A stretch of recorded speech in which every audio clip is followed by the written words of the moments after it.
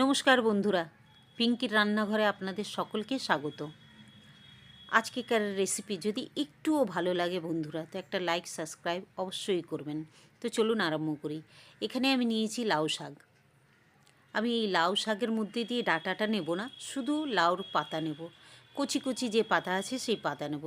আপনি জানেন এই লাউ পাতা দিয়ে অনেক কিছু তো রান্না হয়ই, কিন্তু একটা সাধারণ সিম্পল আর খুব কম সময়ের মধ্যে, যার অফিস আছে, অনেক সময় কি হয়, শাক শাক বাছতে তো সময় লাগে, করে খেতে পারে না, অফিস যাওয়ার আছে।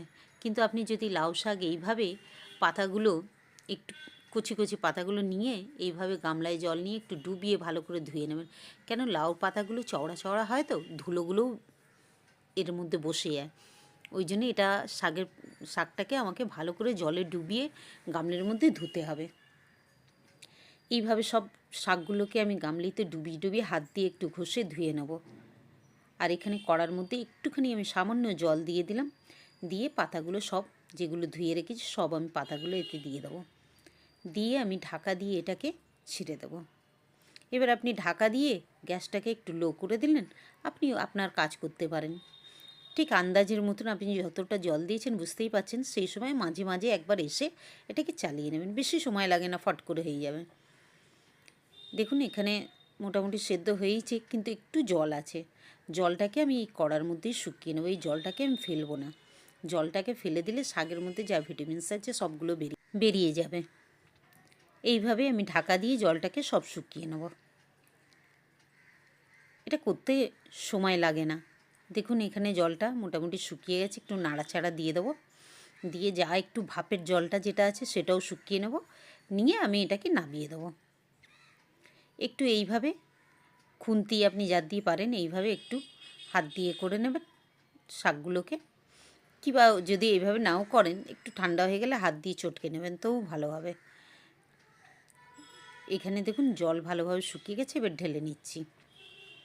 এটা একটি বাটি কিংবা প্লেট যাতে পান আপনি ঢেলে নিন।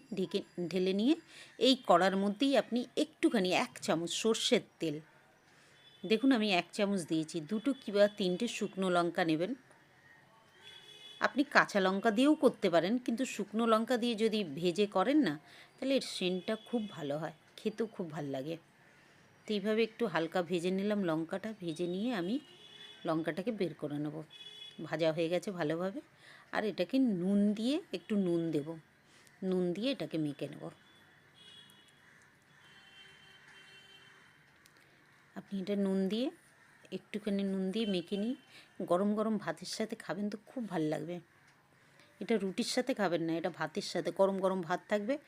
আর এটা কিন্তু আমি খুব তাড়াহুড়োর রান্না বললাম, নালে লাউ শাক কিন্তু খুব ভালো হয় রান্না।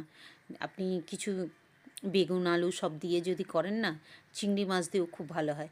কিন্তু এটা তাড়াহুড়োর রান্না, এইভাবে বয়েল করে আপনি করুন, খুব ভাল লাগবে খেতে। একবার করে দেখুন না, করে দেখতে কী আছে।